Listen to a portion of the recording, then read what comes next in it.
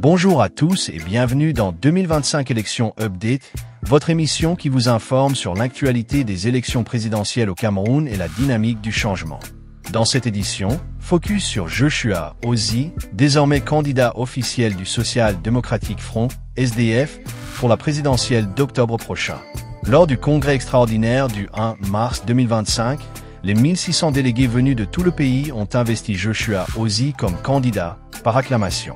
Une formalité attendue, puisque le chairman du parti était le seul à avoir déposé sa candidature après l'appel lancé par le NEC le 1 février dernier, à Yaoundé. Pour rappel, chaque candidat devait verser une caution non remboursable de 50 millions de francs CFA.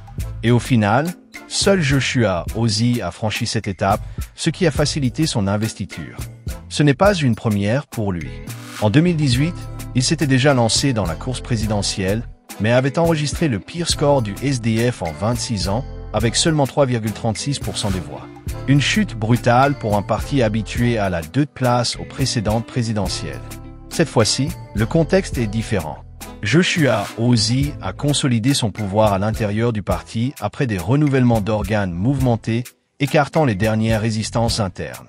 Il a désormais les coudées franches pour mener sa campagne à sa manière. Son programme ? 100 jours pour régler la crise dans les régions anglophones. 1 an pour restaurer la dignité des populations du Grand Nord. 3 ans pour refonder les institutions. Étage 1 an pour transformer l'économie camerounaise. Un pari audacieux, surtout dans un contexte où le SDF a perdu une grande partie de son influence dans ses fiefs historiques du Nord-Ouest et du Sud-Ouest, désormais largement dominés par le parti au pouvoir. Et côté alliance, Joshua Ozi reste ouvert, mais avec des conditions claires. Le SDF veut des alliances de sens, mais refuse de s'associer à des partis d'extrême droite ou aux partisans de l'extrémisme. Traduction, on comprend bien qu'il écarte une coalition avec le MRC de Maurice Kamto. En revanche, il tend la main à l'UDC de Patricia Tomaino Ndam Njoya et au PCRN de Cabral Libby. Mais Ozi l'affirme, la victoire est possible même sans coalition. Si vous dites que la coalition est la seule voie vers le changement, vous jouez le jeu du régime, martèle-t-il. Le congrès du 1 mars a également été l'occasion de rendre hommage à John Fru Ndi, fondateur historique du SDF, décédé en 2023. Une vidéo retraçant ses luttes a été diffusée en ouverture du congrès pour rappeler aux délégués l'héritage qu'il porte.